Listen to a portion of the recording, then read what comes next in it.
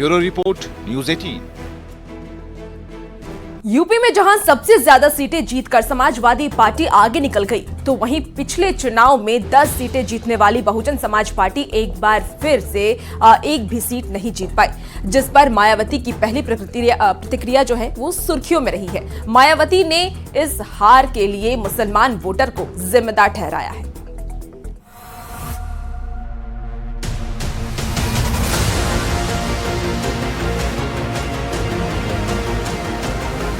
2024 के इस चुनावी महासंग्राम में यूपी ने जो उत्तर दिया है उससे हर कोई हैरान है। इंडिया गठबंधन ने जहां जबरदस्त प्रदर्शन किया है, देश के सबसे बड़े राज्य में एसपी और कांग्रेस को काफी फायदा हुआ है, लेकिन मायावती की बहुजन समाज पार्टी को यहां सबसे ज्यादा घाटा हुआ है। 2019 के चुनाव में बीएसपी ने जहां 10 सीटों पर जीत हासिल की थी, इन 10 सीटों को तो छोड़िए, बीएसपी का खाता तक नहीं खुला।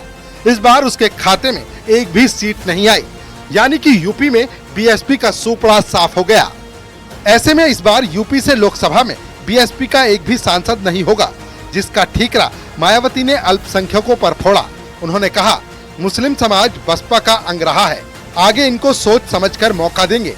पिछले कई चुनाव में प्रतिनिधित्व दिया, बावजूद इसके मुस्लिम समाज ने साथ नहीं दिया। अब सोच समझकर पार्टी इन्हें मौका देगी, ताकि भविष्य में इस तरह भयंकर नुकसान न हो।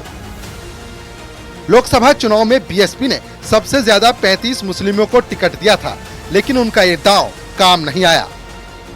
हम तो ये ऐलान करेंगे कि मायावती जी से कोई मुसलमान टिकट ही न ले। मायावती जी एहसान नहीं करती हैं, और मायावती जी को जो ये अंजाम हुआ है यही होना चाहिए था।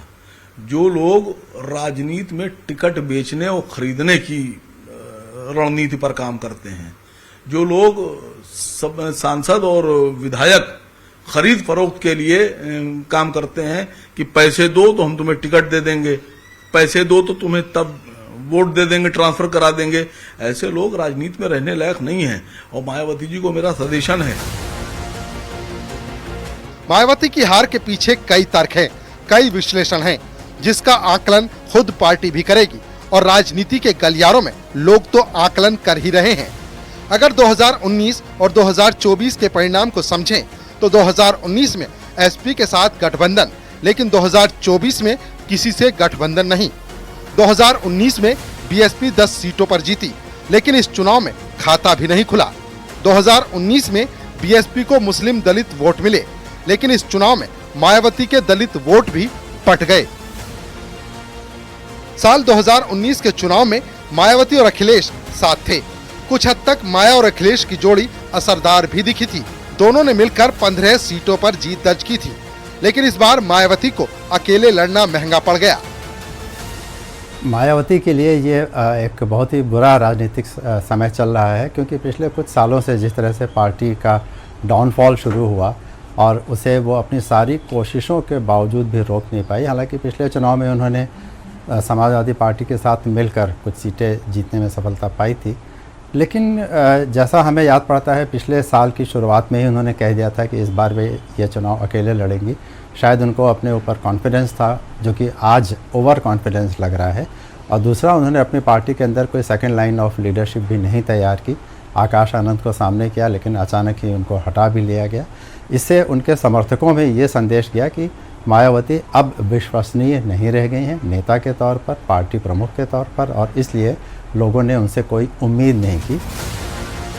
इससे पहले 2014 के लोकसभा चुनाव में बसपा को यूपी में 0 सीटें मिली थी। 10 साल बाद फिर ये इतिहास ने खुद को दोहराया। बसपा ने सबसे ज्यादा 35 मुस्लिम उम्मीदवारों पर दांव लगाया था। बावजूद इसके मुस्लिमों का सारा वोट सपा और कांग्रेस को चला गया। बसपा का मुस्लिम दलित फैक्टर पूरी तरह से नाकाम रहा। यही वजह है कि चुनाव नतीजे के बाद मायावती ने मुस्लिम समाज के प्रति अपनी नाराजगी का इजहार किया है। Bureau report, news 18।